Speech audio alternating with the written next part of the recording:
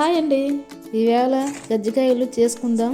అయితే ముందుగా ఒక గిన్నెలో ఒక కప్పుడు మైదా వేసుకోవాలి, మరో కప్పుడు సుజ్జి రవ్వ వేసుకోవాలి, ఒక చెంచాడు ఉప్పు వేసుకోవాలి, మరగబెట్టిన నూనె వేసుకోవాలి. దీంతో పాటు నీరు వేసుకొని ఈ పిండిని బాగా కలుపుకొని పక్కన పెట్టుకోవాలి. ఓకేనండి.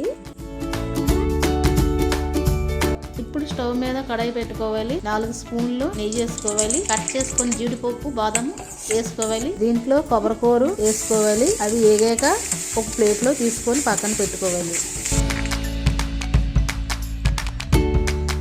ఇప్పుడు షుగర్ పౌడర్ అన్ని మీద వేసుకొని కలుపుకొని పక్కన పెట్టుకోవాలి.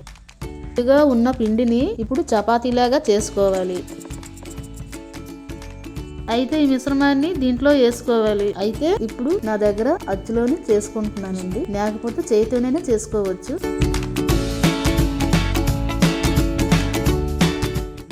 అయితే స్టవ్ మీద ఒక కడాయి పెట్టుకోవాలి. కడాయిలో నూనె వేసుకోవాలి. నూనె బాగా వేడాక అవి వేసుకోవాలి. అవి బాగా వేగాక ఒక ప్లేట్లో వేసుకోవాలి. అయితే మనకి కజ్జికాయలు రెడీ అయిపోయి మరి కొత్త వీడియోతోని మళ్ళీ కలుసుకుందాం ఫ్రెండ్స్.